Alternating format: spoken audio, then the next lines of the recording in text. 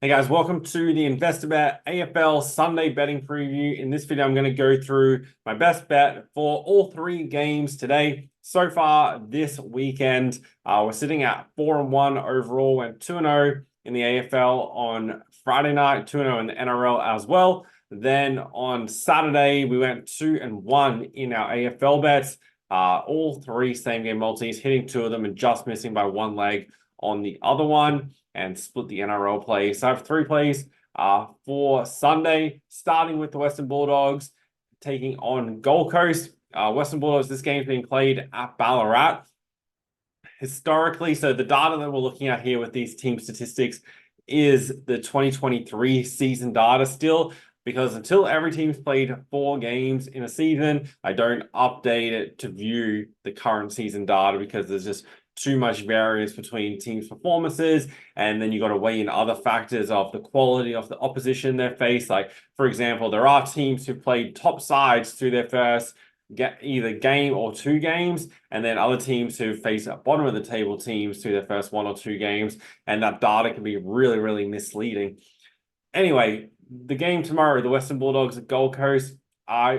Bulldogs against Melbourne. That form does look fairly good. Melbourne obviously beat up on Hawthorn on Saturday afternoon, and I think they are good enough to beat Gold Coast. But the way Gold Coast have played this year should be able to keep them in the game. So how I'm approaching this game from a betting perspective, I'm going to take a 3-leg same game multi. You can see the legs on the screen there. Firstly, Tom Liberatore, 25 or more disposals. So Tom Liberatore, over the past season or so, he's averaging 27.5 disposals, had 32 touches in the opening game for the Bulldogs against Melbourne, and over his past 2 games has hit that in 32. You can see throughout the past season, he has hit 30 plus on a number of occasions, and he's going 25 plus at 77%. And also, if you take out that 6 touches in round 22, that number is significantly higher. So confident he'll be able to get 25 or more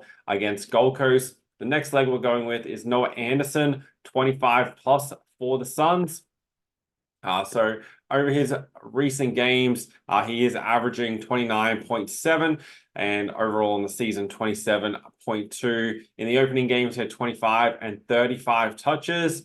So he definitely has been racking them up and hits 25 plus 76% of the time. Had a little bit of a lull here between round 21 and 23 last season, but aside from that, is consistently hitting 25 or more touches.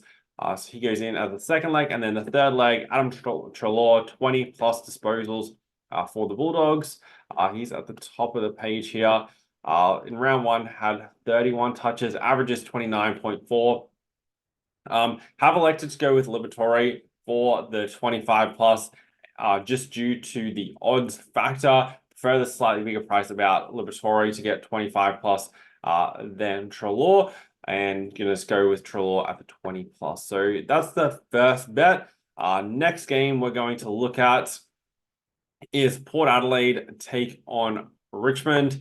Richmond at home here. Port obviously beat up on West Coast in their opening game, and were, I wouldn't say like super impressive, but they did have 40 scoring shots in that game. So could have really, really been a major blowout. I don't think they're going to have any trouble taking care of the Tigers in this game. Richmond, obviously, low expectations about them this season. It's hard to see them getting up and winning this game, even on a slightly extended break coming in.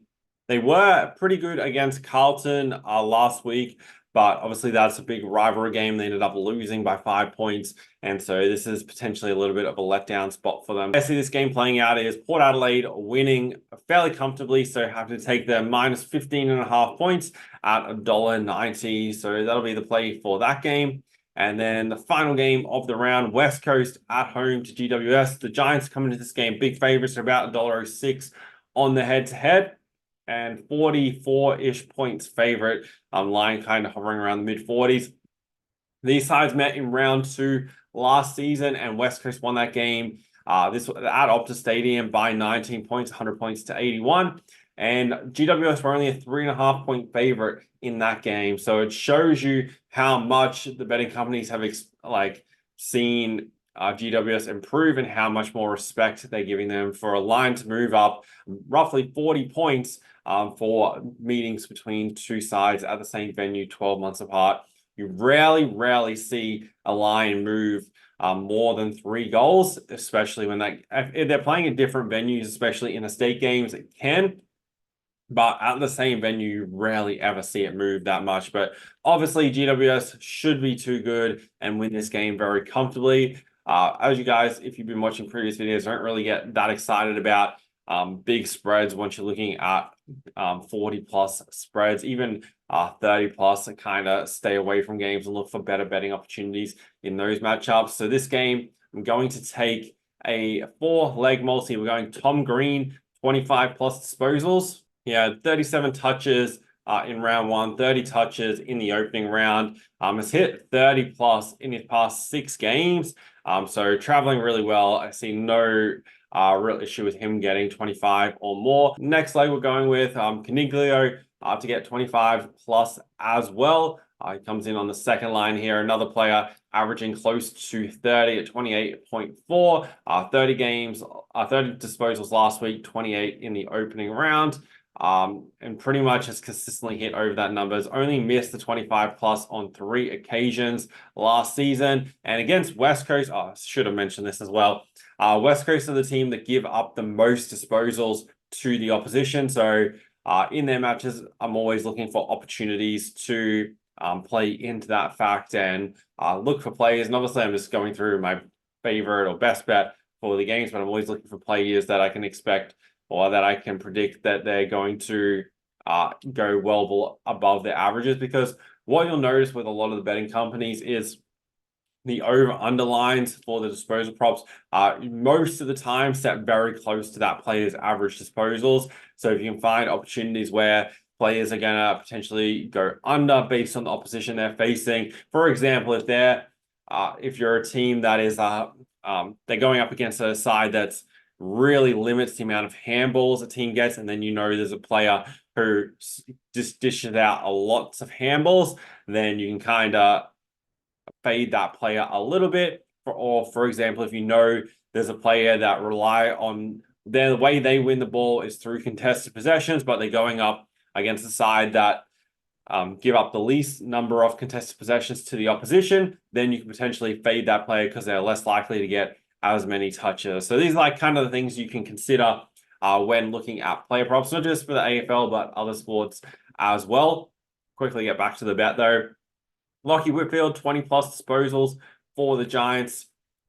Bring him up. So in the opening, round 1, 29 touches, opening round, 33 touches, averaging 26.9. He only missed the 20 plus disposals on 2 occasions last season, round 21 with 19 and round 1 with 17. So against the Eagles, he should go over that number. And then the last leg, Tim Kelly for the Eagles, 20 plus disposals. He only had the 16 last week against Port Adelaide, but I think he can bounce back at home this week and go over 20 plus. The average is 27.7. It was higher, obviously, once you remove that 16, and he hit the 20 plus in every single game last season. So happy to include him there as the 4th leg. Obviously, in that situation, I could switch Tim Kelly to GWS to win as the 4th leg, but that brings the odds down to $1.75. So going to go with those 4 legs, paying $1.88. So to recap, West Coast versus GWS, Tom Green, 25 plus, Caniglio, 25 plus, Whitfield, 20 plus, and Kelly, 20 plus, $1.88. We're going Port Adelaide, minus 15.5. And then the other leg, Bulldogs, Gold Coast, Liberatore 25 plus, Noah Anderson 20 plus, and Treloar 20 plus at $1.92.